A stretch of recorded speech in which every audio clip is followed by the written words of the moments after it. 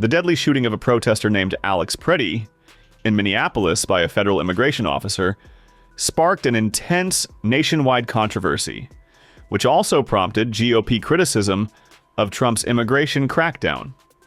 On January 26th, President Trump used 2 long Truth Social posts to claim that Democrats had encouraged people to hinder law enforcement. He also urged Minnesota officials to cooperate with immigration agents and turn over people who were in the U.S. illegally. Instead of preaching calm, President Trump, who thrives in chaos, said he is calling on the U.S. Congress to approve legislation outlawing so-called sanctuary cities. But many of Trump's fellow Republicans urged a more thorough inquiry into federal immigration tactics in Minnesota. House Homeland Security Committee Chairman Andrew Garbarino has asked leaders from Immigration and Customs Enforcement, Customs and Border Protection, and U.S. Citizenship and Immigration Services to testify, saying, "My top priority remains keeping Americans safe." Several other Republican lawmakers, including Representative Michael McCaul and senators Tom Tillis, Bill Cassidy, Susan Collins, and Lisa Murkowski, have also demanded a thorough investigation. Trump's comments come as Senate Democrats announced that they would block a Department of Homeland Security funding bill, raising the chances of a partial government shutdown by week's end. Senate Democratic leader Chuck Schumer called the situation appalling and said Democrats will not provide the votes to proceed to the appropriations bill if the DHS funding bill is included. Trump's reaction is not surprising, because after Renee Good's shooting by an ICE officer defending the ICE agents, the president said, and I quote, "You know ICE are going to make mistakes sometimes." Think of that. Remove tens of thousands of illegal alien gang members, drug dealers, murderers, child predators, human traffickers, fraudsters, and savage criminals. Why wouldn't you want them removed? The reason is because these are insurrectionists that are doing this work.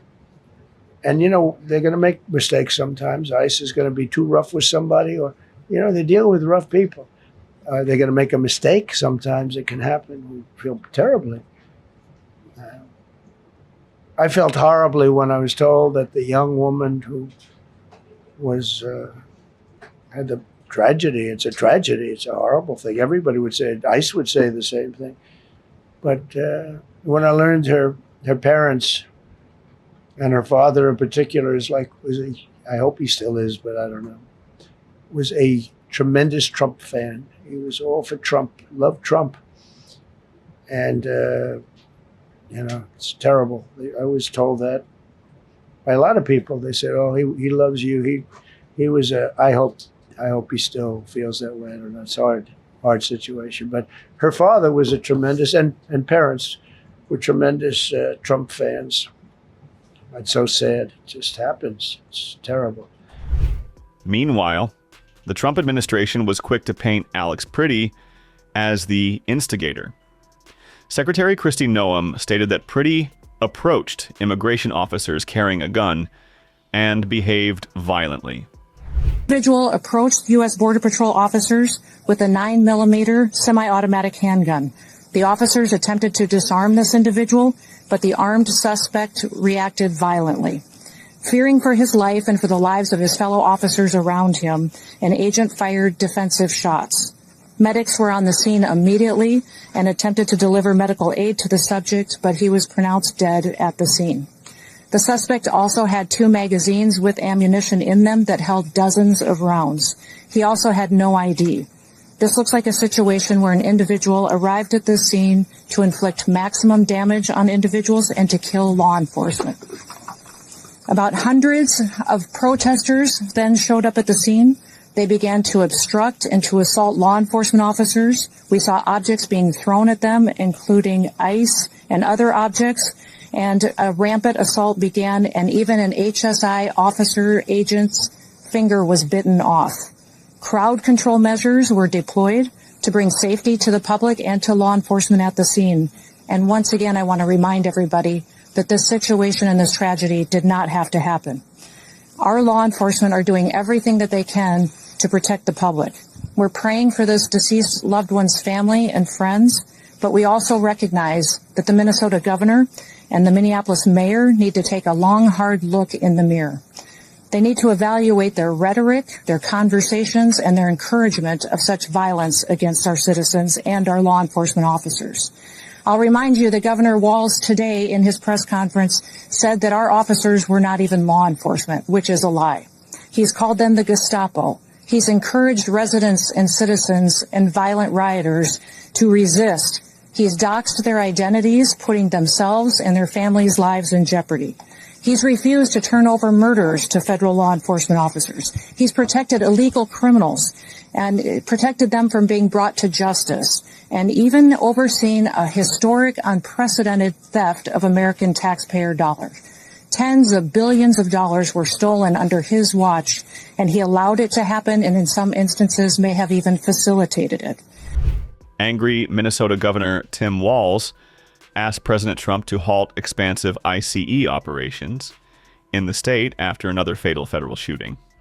I have a strong statement here for our federal government. Minnesota's justice system will have the last word on this. It must have the last word. As I told the White House in no uncertain terms this morning, the federal government cannot be trusted to lead this investigation. The state will handle it, period. Let me say something else, and this is critically important.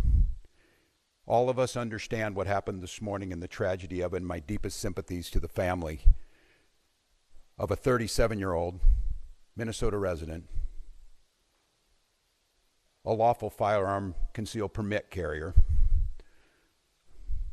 something that I've been lectured to by Republicans for decades, that is not only your right, it's your duty.